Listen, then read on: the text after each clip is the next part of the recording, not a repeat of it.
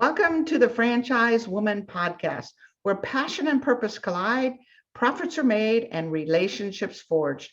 I'm Rebecca Monet, CEO and Chief Scientist at Zoracle Profiles, along with my co-host, community advocate, speaker, author, and entrepreneur, Tracy Kawa.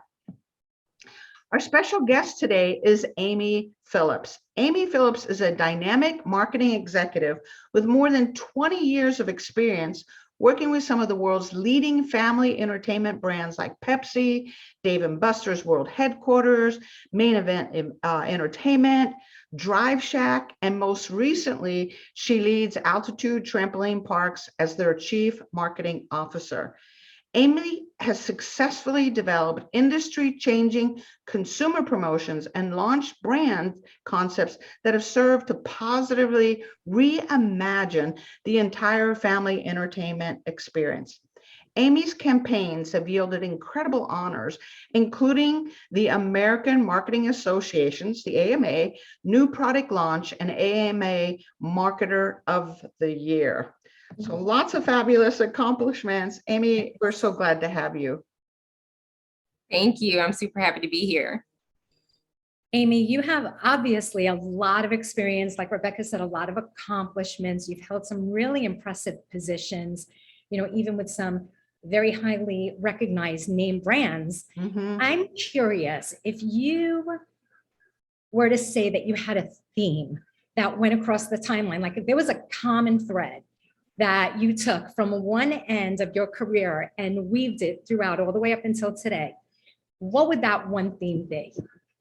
Yes, so love the question. It would certainly be kind of, I have a theme and it's called One Big Win. And it's the one big win that I look to achieve in the first 90 days at a brand, working on an initiative, a project. What is that one big win? So that's a consistent theme that I have within my professional life for sure. Wow. How does that play out, Amy? Because I'm thinking about that whole idea. One big win within a very short time period, 90 days. So you're coming in to a new company, let's say, and you're coming in with that mindset.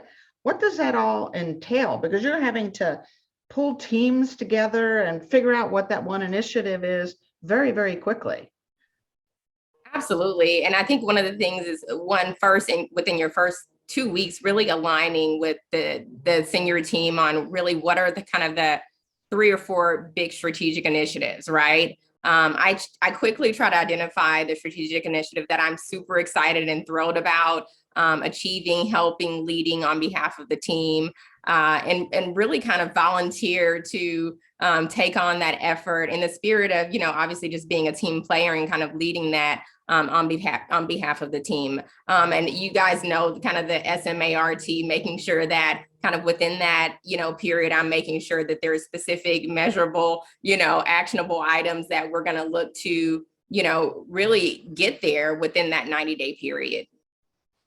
So, and then you rally the troops, you get them excited about it. So you use your excitement to really get them, excited about the end result. So you kind of get that buy-in from your team. You present it in a way that makes it hard for them to say no.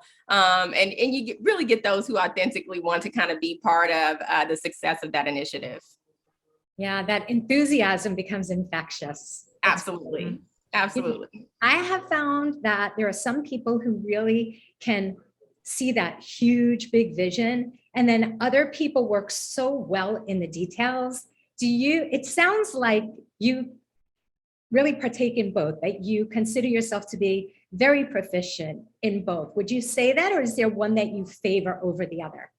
You know what? I really like both. I've tried hard over the years to not get so much in the details, but I kind of threw that out the window a few years ago. I'm like, this is me. I kind of have to be in the trenches because I like to feel part of it. Not for any other reason other than I like the work, right? So, and I get the enjoyment of kind of how did we actually do this as a team to accomplish this, and it's hard to do that sometimes when you're not necessarily involved, and it doesn't mean you can't do it. I'm learning that now through a few mentors on, okay, how do you kind of lead and kind of somehow walk away and move on to the next huge, next win, and do that effectively. So I'm working on that kind of professionally as well, because I do find myself, I love to kind of be in the weeds with the team. That's the fun part. Yeah, yeah. Isn't that funny? I have what I call a high need for closure, meaning when a project is going, I gotta get it done. And it drives me nuts.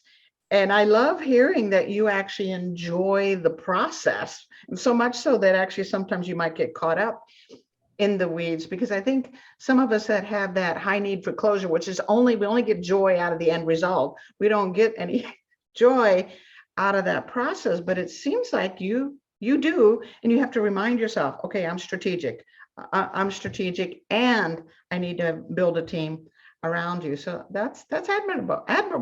Very cool. Absolutely. And the hope is we've already aligned on that end result at the beginning, right? So that's the first thing. Like, even before we get in the weeds, we're all kind of going, towards the same mission, right? So every day we're like, okay, what's that end result? Whatever that is, whether it's a metric or project completion, I absolutely 100% agree that the end result should always be the first thing that we're thinking about when we're working on that kind of one big win. And one big win. I gotta say, as a behavioral scientist, I'm looking at you right here. You make it sound so easy. Right? Seriously. I just come into an organization, I pick an initiative, I build my team, we execute, we're on to the next thing. I'm going, that's mind blowing. In fact, I got to tell you, Amy, I was talking to one of our franchisors the other day, as an executive within a new franchise organization. He just left one organization, came into another. He was 8 days there, and we had this conversation. And he was struggling with, how do I get authority? How do I get credibility? How do I get this team to trust me? I got some beautiful ideas to make it happen. I guess I'm asking, what's the trick? How do you do that so quickly? That almost seems overwhelming to me. Yeah, you know what?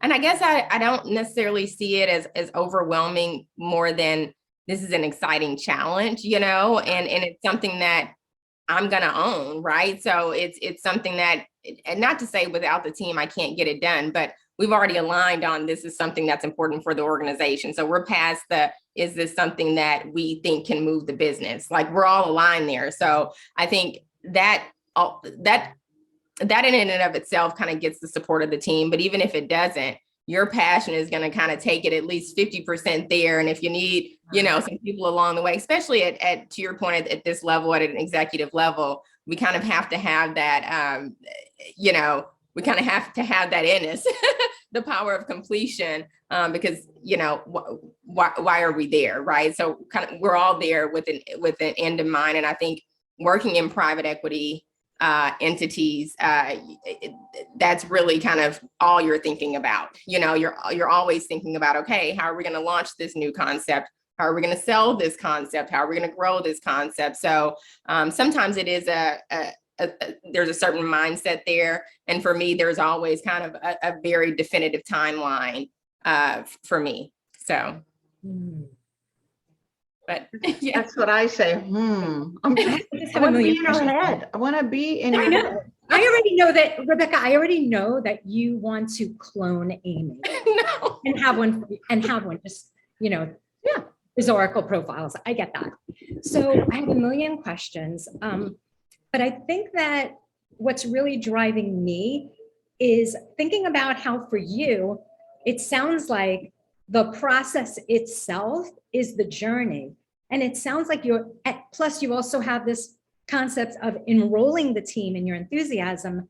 It sounds like you're very present with your team. Tell us about that. Yeah, no, I think in terms of present, I always am in contact with our team, as well as franchisees, especially the ones that I learned from. And Rebecca, I know you mentioned, mentorship, and again, I learned so much from franchisees.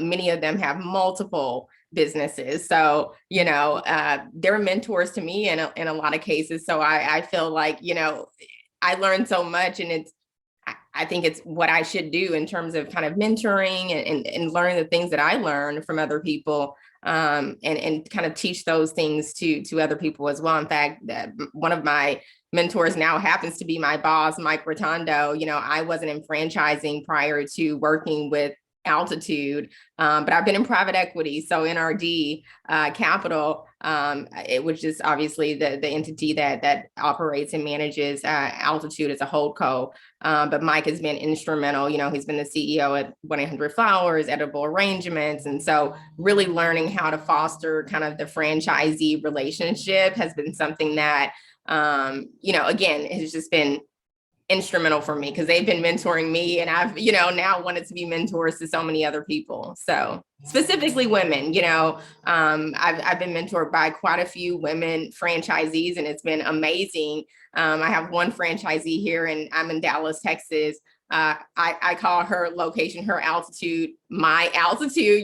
It's my home park, but every time I'm there, she's there. So to watch her kind of lead her team, develop her team, see the growth in her business, see her doing renovations because she had such a phenomenal year last year. It's just, you get a different sense of joy, Yeah, beautiful. I like how you distinguish the two here. You got the private equity that has a very distinct purpose, including growth, right? That is the primary focus, is to grow and be the dominant player as quickly as we can. And then there's the founder. And then, as you pointed out, then we have the franchisee. Much of the private equity you had learned through various positions, especially with NRD, and working with the founders, and now getting to work with franchisees. How do you see those three players, private equity, the founder of an organization, and the franchisees? How do you find that different? How do you find it interesting? What are you learning? What are you bringing to the table to help others? No, it's been incredible. I see so many similarities actually between all three, because founder led, it's still their entity. When I'm working for a private equity, in fact, I was with Ardent Leisure and Trust when we purchased Main Event, came on as their head of marketing, was with Dave & Buster's when they sold to private equity, and then came back to Dave & Buster's after working with Main Event to help take Dave & Buster's public. So it was really interesting. And then I also worked with Fortress. And so we introduced a number of different entertainment concepts, one being Drive Shack. But before that, we took the company public, so Drive Shack was public before the first location opened. So Fortress bought all of the American Golf locations, which sat on, obviously a ton of real estate. So it really helped in position the creation of the company going public. So, and then, helped to actually open up their first concept. But, working with Fortress, you're working with a number of different entities. So you could be working on Brightline, Fast Track Train one day, working on Drive Shack another day, but you're still working with the founder typically is still there of the private equity entity. And the same it goes for Altitude. It is again part of NRD Capital. But I think what I love about NRD Capital is that this particular private equity company, the founder has owned a number of franchises from fast casual to you name it, now entertainment. So I love the way that he holds the franchisee in such high regard, right? So it's a very different way of thinking. He wants to see the franchisees be successful because he's been there, which is very different than maybe potentially working at a private equity company where everything that you're working on is theirs, which is great. You're still working again for the business owner. So I would say that there's so many similarities. The difference is with franchisees, in many cases, this is everything for them. So it's very exciting to help them build their dreams for their family. So you're not just helping one family, you're helping, in some cases, thousands of families and communities. So I enjoy all. I enjoy all facets of kind of this dynamic. So beautiful. So I'm sure Rebecca may have more questions about the PE. I just want to ask really quick. I'd like to pivot to the past for just 1 minute to find out from you where the concept of one big win stemmed from initially.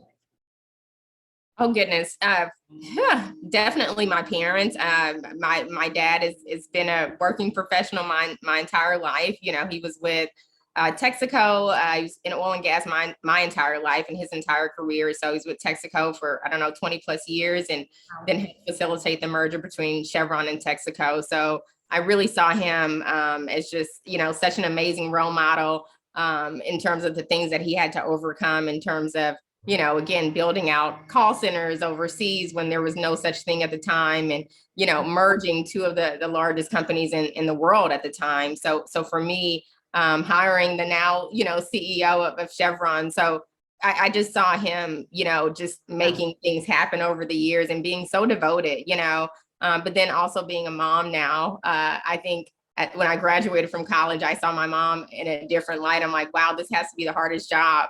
You know, my parents have been married for 50 years. It has to be the toughest job, raising children and, you know, managing a household. And, you know, so, you know, both of them are just incredible role models. But, you know, I thought that I would take a lot of the things that my dad taught me into my career now. But now I look back and I'm like, I'm in family entertainment. I'm so much more my mom than I am my dad, because this is what I enjoy doing, right?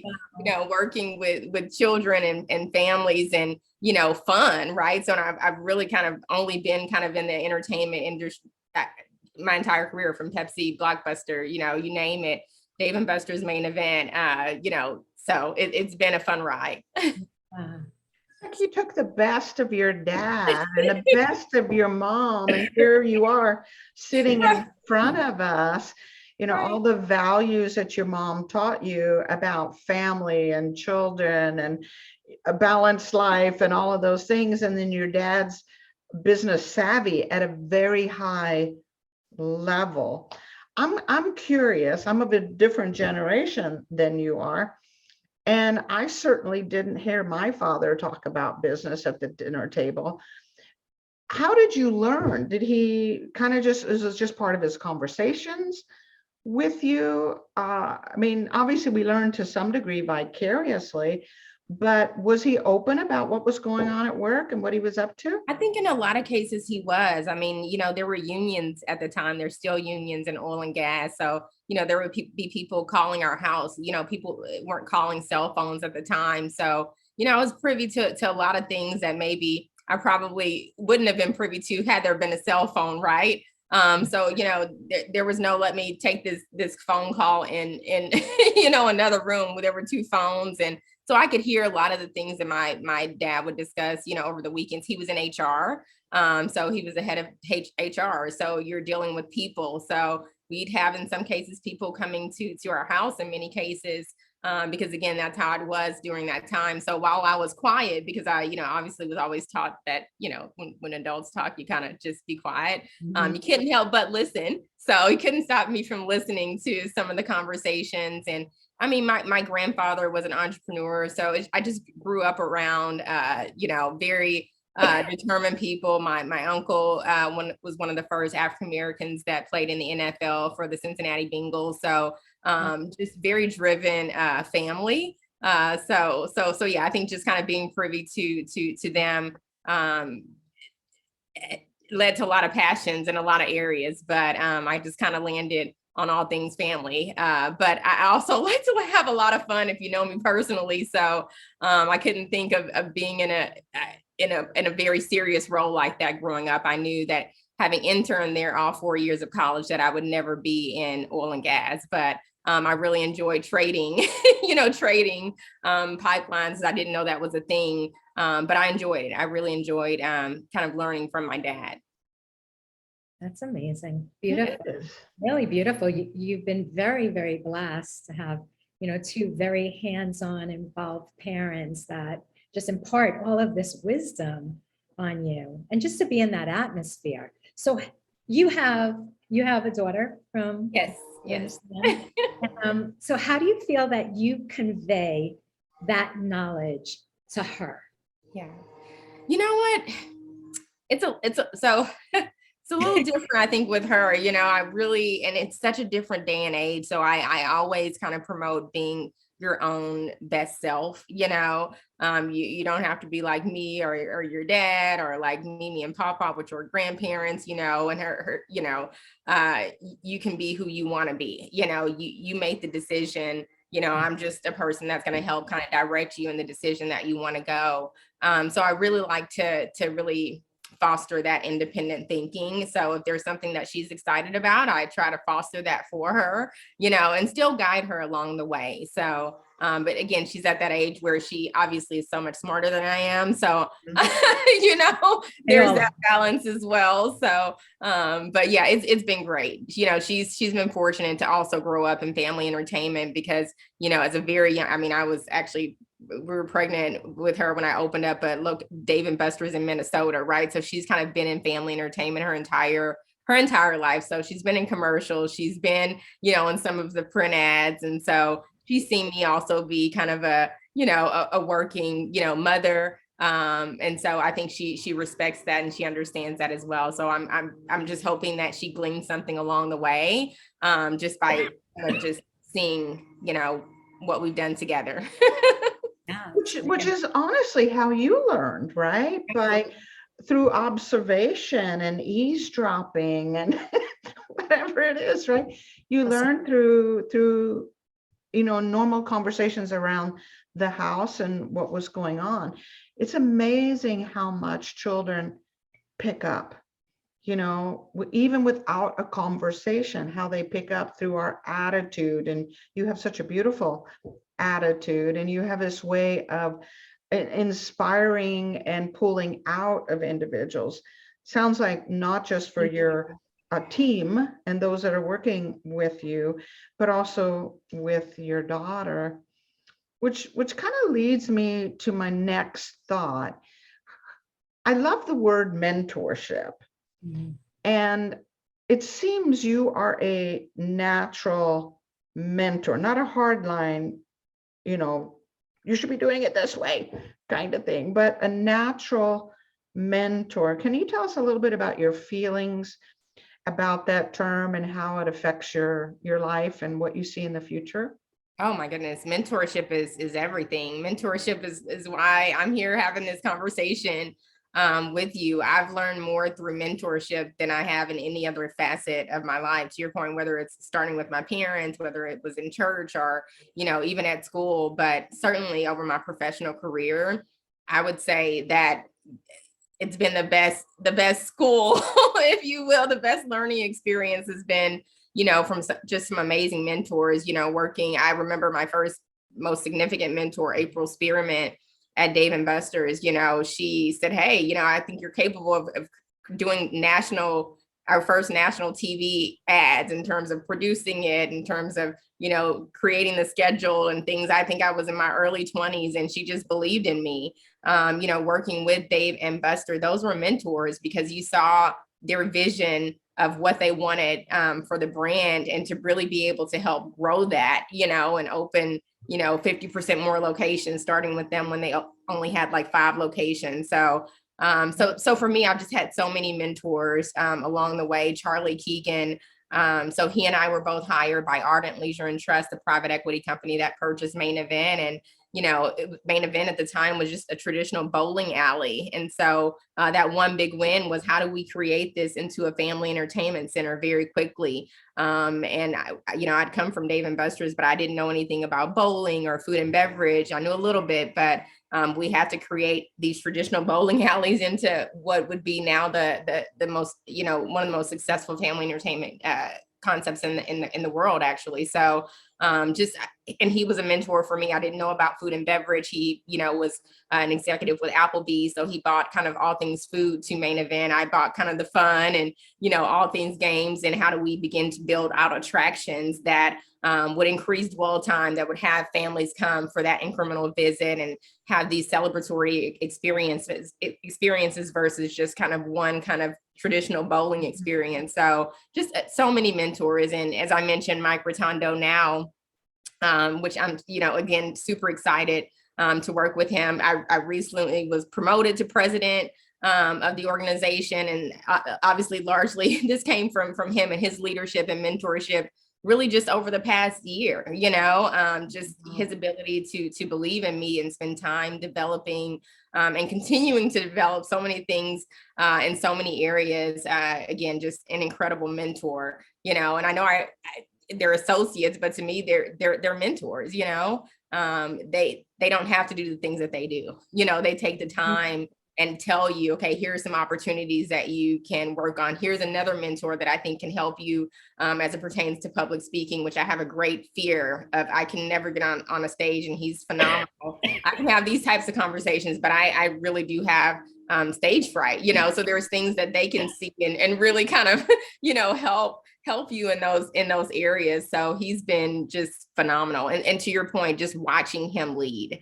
just watching him be a leader, you learn things just by listening and observing. So that's the thing about mentors. You just said it, Amy, where they don't have to, right? They don't have to invest in you. They don't have to invest their time and their energy. However, they see something in you that you may not even see in yourself, like that one individual who said that you'd be great on a national level. So my question for you becomes, how do you pay all that greatness forward?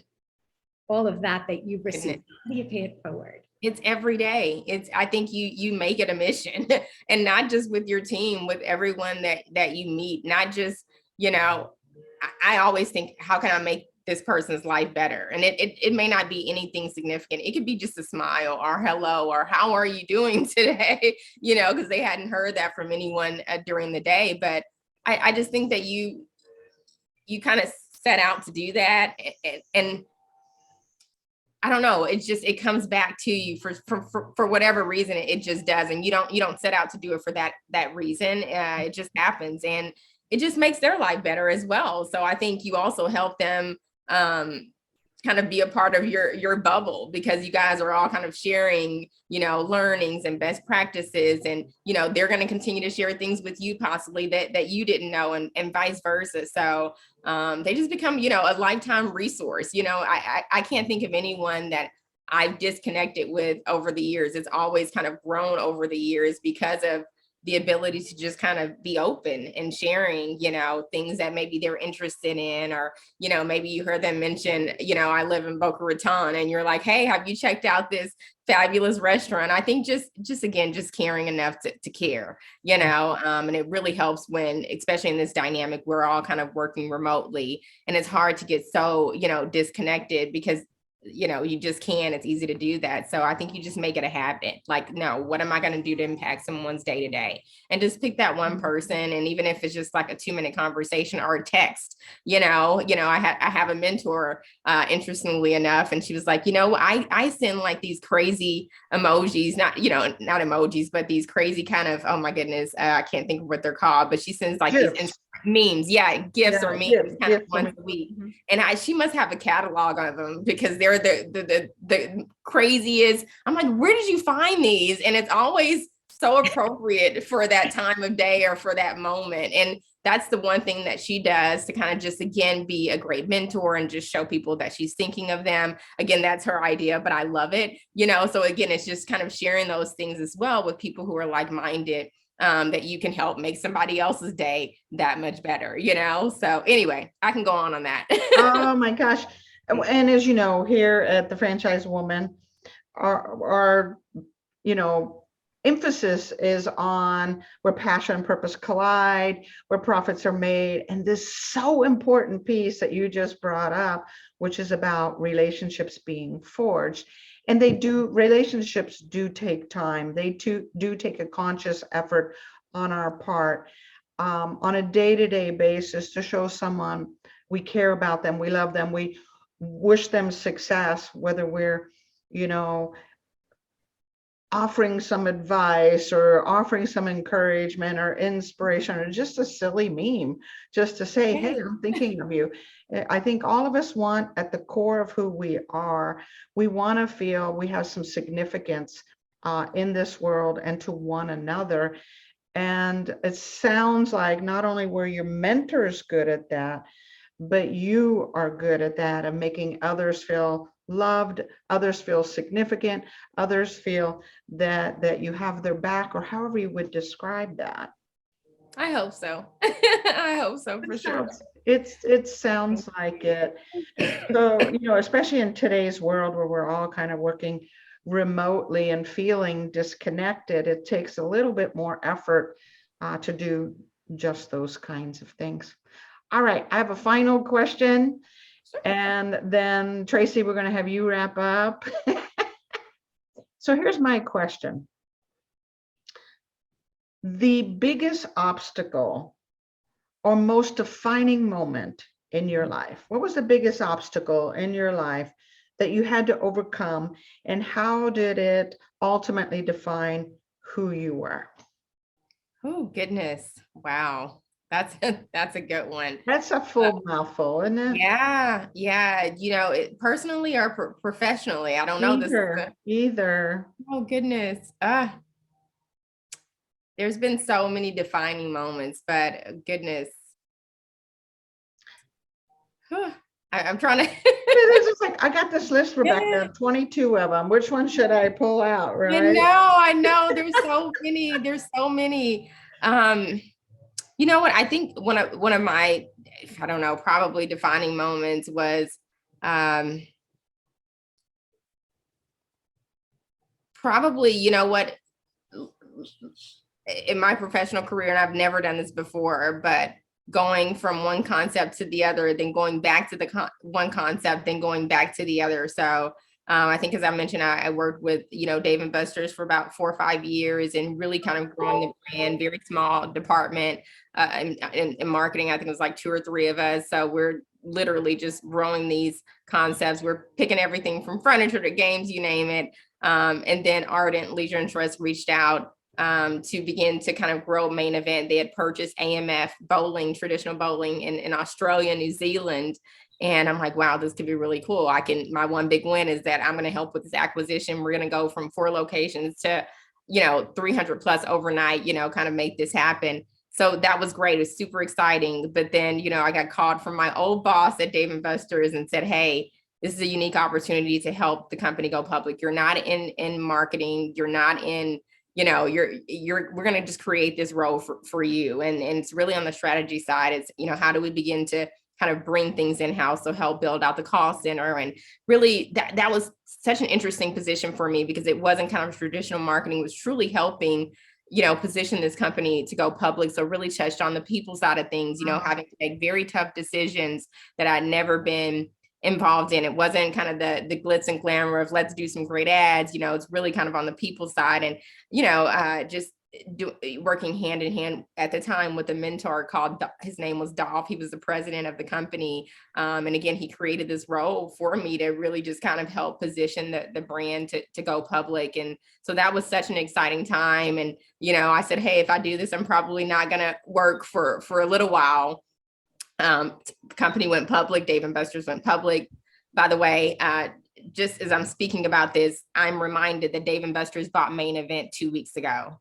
So it's been really interesting, now that I look back, because just after that, and I told Dolph, hey, I'm not probably going to take a break when this company goes public.